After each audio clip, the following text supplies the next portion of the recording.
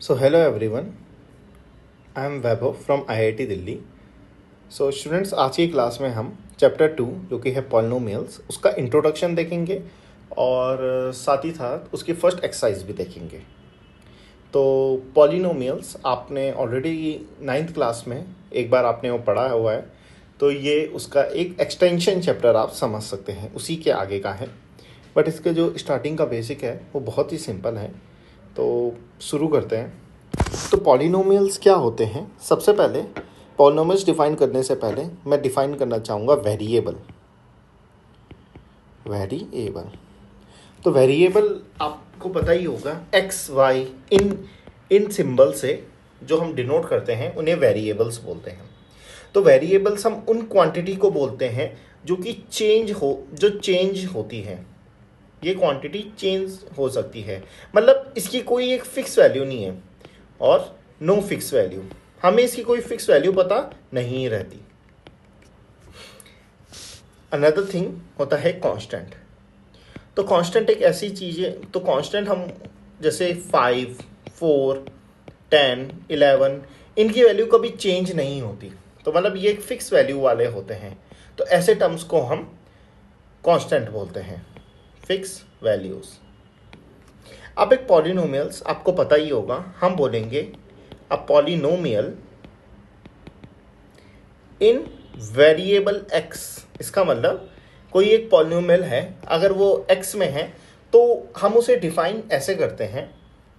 तो देखिए, आपने इसके काफ़ी एग्जांपल देखे होंगे, जैसे कि 3x² + 5x + 10 = 0, या 4x + 1 = 0, या ऐसी कुछ भी आप ले सकते हैं, 100x⁹ + 5x⁴ एंड ऐसी 10 = 0. तो ये सब एग्जांपल होते हैं पॉलिनोमियल्स के. तो पॉलिनोमियल्स दो चीज़ों से बने होते हैं. एक तो इसमें ये वेरिएबल्स होते हैं, एक इसमें ये कांस्टेंट होते हैं. तो एक इसमें वेरिएबल होते हैं, एक इसमें कांस्टेंट होते हैं. और एक और चीज़, आपको ये चीज़ ऑलरेडी पता होगी कि जो ये वेरिएबल के साथ प्रोडक्ट में जो ये कांस्टेंट होते हैं, इनको बोलते हैं कोफिशिएंट्स. तो कोफिशिएंट्स क्या होते हैं? ये वेरिएबल्स के साथ अटैच होते हैं, मतलब मल्टीप्लाई में होते हैं. जैसे फॉर एग्जांपल 2x है, तो इसमें जो ये 2 होगा ये इसका एक कोफिशिएंट है. तो this is coefficient of x.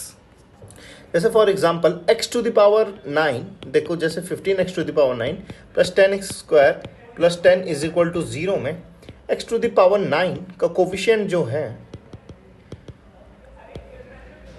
वो होगा आपके पास 15, राइट. वैसी x² का जो कोफिशिएंट है वो है 10. फॉर एग्जाम्पल ये 90 होता है, तो 90 यहाँ पे किसी का भी कोफिशिएंट नहीं है, तो इसे कांस्टेंट बोलते हैं. और x आपका यहाँ पे वेरिएबल है. तो आई होप आपको यहाँ तक समझ में आया होगा. अगर अब यहाँ पे होती है एक टर्म जिसे बोलते हैं डिग्री ऑफ अ पॉलिनोमियल. ये बहुत ही इजी टर्म है. डिग्री ऑफ द पॉलिनोमियल होती है highest power of a variable. आसान शब्दों में वेरिएबल की हाईएस्ट पावर किसी एक पॉलिनोमियल इक्वेशन में, उसे हम डिग्री बोलते हैं. For example 10x² + 4x + 10 = 0. इसकी हाईएस्ट पावर क्या है? यहाँ पे 2 है. तो इस पॉलिनोमियल की डिग्री क्या हो गई? 2. सिमिलरली अगर मैं डिफाइन करूं, जैसे कि 11x³ + 100x⁴ + 4 = 0, तो यहाँ पे हाईएस्ट पावर कौन सी है? देखिए, एक 3 है, एक 100 है, और यहाँ पे तो है ही नहीं. तो यहाँ पे इसकी जो डिग्री है वो है 100. मैक्सिमम पावर जो होगी उसे ही आप किसी भी पॉलिनोमियल की डिग्री बोलेंगे. अब आगे, लीनियर पॉलिनोमियल, ये एक टर्म है जो बहुत यूज़ किया जाता है. लीनियर पॉलिनोमियल वो पॉलिनोमियल होते हैं हुज डिग्री इज 1. जिनकी डिग्री 1 होती है। फॉर एग्जाम्पल डिग्री 1 का मतलब हाईएस्ट पावर x की 1 होती है। जैसे ax plus b is equal to 0 type के पॉलिनोमियल, जैसे 3x plus 10 is equal to 0, या 4x plus 10 is equal to 0, या आप कुछ भी ले सकते हैं 100x इज इक्वल टू 0। तो इसमें आप देख सकते हैं x की हाईएस्ट पावर क्या है, 1 है यहाँ पे। तो इनको बोलते हैं लीनियर पॉलिनोमियल। दूसरा हमारे पास आते हैं क्वाड्रेटिक पॉलिनोमियल। आप समझ ही गए होंगे नाम से। यहाँ पे जो हाईएस्ट पावर होती है, या जिसको आप बोलते हैं डिग्री होती है, वो होती है 2। For example ax square plus b x plus c is equal to 0। अब जैसे 10x square plus 10 is equal to 0। तो ये एक एग्जाम्पल ऑफ क्वाड्रेटिक पॉलिनोमियल है। एट द एंड हम आ जाते हैं क्यूबिक पे, क्यूबिक पॉलिनोमियल पे। सिंपली क्यूब जिसकी डिग्री 3 होती है, तो जैसे 11x cube plus 10x square plus 11x plus 1 is equal to 0। तो यहाँ पे जो मैक्सिमम डिग्री होती है, या मतलब x की जो मैक्सिमम पावर होती है, जिसे हम डिग्री बोलते हैं, वो 3 होती है। तो यही था कॉन्सेप्ट क्यूबिक पॉलिनोमियल अब इन सब चीज़ों का। अब हम आगे बात करते हैं जीरोस ऑफ अ पॉलिनोमियल के ऊपर, जो कि हमारा मेन कंसर्न है। So this is our main concern. तो जीरोस ऑफ अ पॉलिनोमियल क्या होते हैं? तो जीरोस ऑफ अ पॉलिनोमियल, जिनको हम रूट ऑफ अ पॉलिनोमियल भी बोलते हैं, ये वो वैल्यूज होती हैं जिनको आप अगर x पे रखेंगे तो ये 0 हो जाएगा। आई होप आपको ये चीज़ समझ में आई होगी। मतलब x की वो वैल्यू जिसके लिए आप बोल सकते हो कि आपका जो ये ax प्लस बी है ये 0 के इक्वल हो जाए। तो ax प्लस बी मैंने यहाँ पे एक एग्जाम्पल दिया है। यहाँ पे मैं आपको एक और एग्जाम्पल देता हूँ। जैसे for example 5x plus 10 is equal to 0 है। जैसे अब आप क्या करिए, आपको इसका नेचुरल मेथड पता है। हम क्या करते हैं, 10 को उस तरफ भेज देते तो -10, और ये हो जाएगा -10/5, जो कि होगा -2। तो x आ गया -2। तो -2 इसका एक 0 है, या रूट है, या सॉल्यूशन है। आपको इन तीन नाम से ये जाना जाता है कि x इज इक्वल टू -2 इसका या तो 0 है, या रूट है, या सॉल्यूशन है। मतलब आप जब x की ये वैल्यू इस इक्वेशन में डालेंगे तो ये इक्वेशन 0 हो जाएगी। आप रख के भी देख सकते हैं। 5 into -2 plus 10 is equal to 0, -10 plus -10 is equal to 0। Sorry, start ऐसे करना था, 5x प्लस 10, x के बदले -2 डाला तो -10 प्लस 10 इज इक्वल टू 0। तो जीरोस ऑफ अ पॉलिनोमियल किसी भी एक पॉलिनोमियल के वो वैल्यू होते हैं जिनको रखने पे आंसर 0 आ जाता है। और भी एग्जाम्पल है, जैसे 3x square plus 4x plus 1 is equal to 0। अब आपने ये स्प्लिटिंग मिडिल टर्म वाला मेथड पढ़ा होगा, ये क्वाड्रेटिक इक्वेशन पढ़ी होगी। हम इसे कैसे सॉल्व करते थे? हम पहले इसको 2 भागों में स्प्लिट कर देते हैं।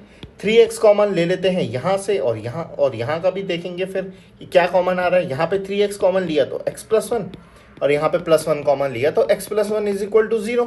तो x प्लस 1 और 3x plus 1 is equal to 0। तो x की वैल्यू -1 भी आ गई और -1/3 भी आ गई। तो ये इसके जीरोस हो गए। आई होप ये चीज़ आपको बहुत अच्छे से समझ में आई होगी कि ये हम निकाल कैसे रहे हैं। तो जो ये वैल्यूज होती हैं, इन वैल्यूज को जब आप इस इक्वेशन में रखोगे या इन पॉलिनोमियल में रखोगे तो इसका 0 आ जाता है। मतलब ये पूरे का पूरा पॉलिनोमियल 0 बन जाता है। तो इसलिए इसको जीरोस या सॉल्यूशन बोलते हैं। अब आगे, अब इसका ग्राफिकली मीनिंग क्या होता है? ग्राफिकल मीनिंग क्या होता है, ये बहुत ज़रूरी है। इसका ग्राफिकल मीनिंग ये होता है, जैसे फॉर एग्जांपल मैं लिखता हूँ, जैसे ले लेते हैं x प्लस 10 या 5x plus 10 is equal to 0। ये मैंने ये लिखा 5x + 10 = 0। इसका जो रूट है हमने जस्ट देखा वो आएगा -2।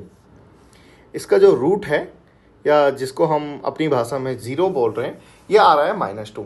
तो इसका ग्राफिकली क्या मतलब है? इसका ग्राफिकली ये मतलब होता है कि जब आप इसका ग्राफ बनाएंगे, जब आप 5x + 10 का ग्राफ बनाएंगे, तो सपोज कर लीजिए y = 5x + 10, राइट। अब आप इसका ग्राफ बनाइए। अगर आपने 9th में इसका ग्राफ पढ़ना सीखा है तो ठीक, वरना मैं जल्दी से रिवाइज कर देता हूँ। हम क्या करते हैं, यहाँ पे x लिखते हैं, यहाँ पे y लिखते हैं, फिर डिफरेंट वैल्यूज़ के लिए यहाँ पे वैल्यू चेक करते हैं। फॉर एग्जांपल x 0 रखा तो ये हो जाएगा 5 × 0 + 10, 5 × 0 + 10, जो कि इक्वल टू हो जाएगा 10 के। So this value becomes 10, y becomes 10। अगर मैं x की वैल्यू 1 रखता हूँ तो y की वैल्यू आ जाती है 5 + 10, जो कि हो जाता है 15। 1 रखूँगा तो यहाँ पे 15। अगर मैं इसकी वैल्यू -1 रखता हूँ तो 5, ये आप कंप्यूट कर सकते हैं, और -2 रखूँगा तो 0 आ जाता है। जनरली इतने में आपका काम बन जाएगा। अब बस आपको इसको प्लॉट करना है।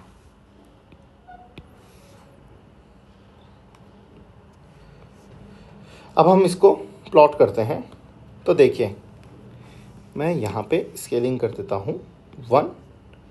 अच्छा, क्योंकि मैं यहाँ पे एक काम करता हूँ, मैं आप यहाँ पे स्केलिंग लेता हूँ 5।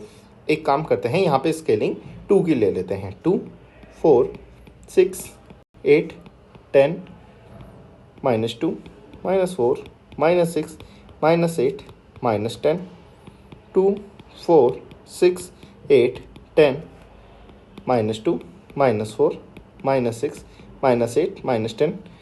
और ये स्केलिंग इतनी परफेक्ट नहीं है, बट ये अभी बस एक एग्जांपल के लिए है। तो देखिए, अब एक डिफरेंट कलर से मैं करता हूँ।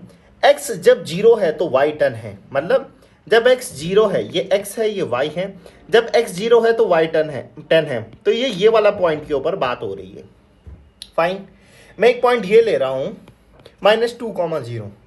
ऐसा कोई ज़रूरी नहीं है कि आपको यहाँ ऐसे में चलना है, नहीं, आपकी जो मर्जी आप वैसे पॉइंट लीजिए। आपका मेन एम है ग्राफ बनाना, ठीक है। x -2 रख रहा हूँ तो y 0 हो रहा है, x -2 ये रहा, और इसमें y की वैल्यू 0 हो रही है। x -1, जनरली अगर आप 2 पॉइंट भी प्लॉट कर देते हैं तो आपका पूरा ग्राफ बन जाता है। तो बट किसी किसी केसेस में, जैसे कि ज़्यादा डिग्री का पॉलिनोमियल है, जैसे क्योंकि ये एक लीनियर पॉलिनोमियल है, तो इसके लिए सिर्फ 2 पॉइंट की हमें ज़रूरत है। अगर क्वाड्रेटिक है तो ज़्यादा पॉइंट्स की ज़रूरत होगी। तो लीनियर पॉइंट के लिए, लीनियर पॉलिनोमियल के लिए बस 2 पॉइंट्स की ज़रूरत है। तो यहाँ पे 2 पॉइंट मिल गए हमें। अब बस हम इसका एक लाइन खींच देंगे इसके बीच से। तो ये हमने इसके बीच से लाइन खींच दी। तो ये हमारे पास ग्राफ है। तो 5x + 10 = 0, इसका जो सॉल्यूशन आया था वो आया था x = -2। तो ये 0 था। तो इसका ग्राफिकल मीनिंग ये है कि ये वो पॉइंट है जहां पे x एक्सिस पे टच हो रहा है। आप ये देख सकते हैं, ये आपके पास x एक्सिस है और ये इसी पॉइंट पे -2 वाले पॉइंट पे टच हो रहा है x एक्सिस पे। तो जीरोस ऑफ अ पॉलिनोमियल का क्या मतलब हुआ? ग्राफिकल मीनिंग, ये वो पॉइंट्स हैं जहां पे ग्राफ x एक्सिस को टच कर रहा है। आई होप आपको ये समझ में आया होगा। फॉर एग्जांपल, मैं एक रैंडम ग्राफ बना रहा हूं यहां पे समझने के लिए। सपोज ये है 1, 2, 3, -1, -2, -3, और ये 1, 2, 3, -1, -2, -3। सपोज आपके पास एक पॉलिनोमियल है जो कि ऐसे जा रहा है, ऐसे, ऐसे, ऐसे और ऐसे। तो देखिए, ये आपको साफ साफ पता चल रहा है, ये पहली बात, ये लीनियर नहीं है। क्यों? ये लीनियर क्यों नहीं है? क्योंकि इसके पास एक से ज्यादा रूट्स हैं। ये क्वाड्रेटिक भी नहीं है क्योंकि इसके पास 2 से ज्यादा रूट्स हैं। ये क्यूबिक पॉलिनोमियल है। आपको ये चीज समझ में आ गई होगी, ये क्यूबिक पॉलिनोमियल है। अब आगे, अब देखिए, अगर कोई बोलेगा इसके जीरोस बताओ, तो आप कैसे बताओगे? ये किस किस पॉइंट को टच कर रहा है? 1, 2, 3, मतलब ये कहां कहां पे एक्स एक्सिस को टच कर रहा है? ये 3 पॉइंट पे एक्स एक्सिस को टच कर रहा है, जो कि है 2, 3 एंड -2। तो अगर ये क्लियर नहीं है तो ये 2 3 -2 है, तो ये यहाँ पे एक्स एक्सिस को टच कर रहा है, तो ये 3 इसके जीरोस हो गए। तो यही है ग्राफिकल मीनिंग। मैं एक और बार बोल देता हूं, graphical meaning zeros of a polynomial का मतलब ये है, ये जो इनके जीरोस हैं किसी पॉलिनोमियल्स के, ये वो पॉइंट है जहां पे ये एक्स एक्सिस को टच कर रहा है, इसी को ही बोलते हैं जीरोस ऑफ अ पॉलिनोमियल। तो और आप यहां से डायरेक्ट जब आप उसका ग्राफ बनाएंगे, आप यहां से डायरेक्ट बता भी सकते हैं कि इसके पास कितने जीरो हैं। ये 3 पॉइंट को टच कर रहा है तो इसके पास 3 जीरोस हैं, राइट। तो यही था। अब हम इसके एक्सरसाइज वगैरह पे चलते हैं।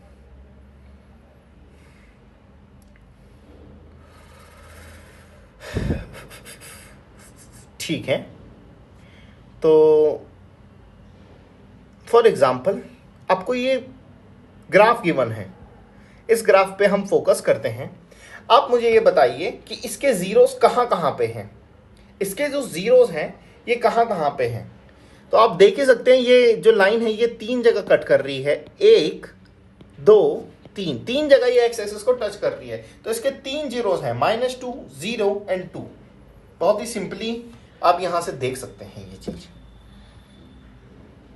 अच्छा, इस लाइन के कितने जीरोस हैं इस पॉलिनोमियल के? आप बस एक ही चीज देख सकते हैं कि ये एक ही जगह पे टच कर रही है, तो इसके एक ही जीरोस हैं, खत्म। आप इसको देखिए, इसके कितने जीरोस हैं? 1 2, ये 2 जगह टच कर रही है तो इसके 2 जीरोस हैं। अब हम आगे बढ़ जाते हैं एक्सरसाइज 2.1 पे।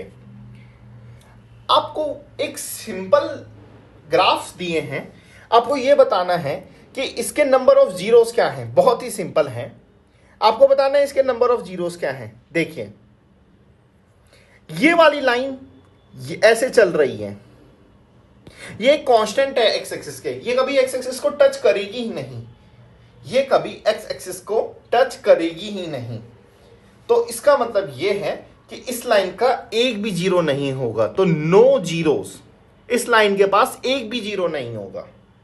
क्यों? क्योंकि ये कभी एक्स एक्सिस को टच करेगी नहीं। इस लाइन को देखिए, ये यहां पे टच कर रही है तो इसके पास एक जीरो है। ये लाइन 1 2 बार 3 बार टच कर रही है, आप देख सकते हैं 1 2 3 बार ये टच करी तो इसके पास 3 जीरो है। याद रखना हम सिर्फ एक्स एक्सिस को देखते हैं, यहां पे वाई एक्सिस को हम नहीं देख रहे हैं अभी, ठीक है, वाई एक्सिस वाले को नहीं देख रहे हैं।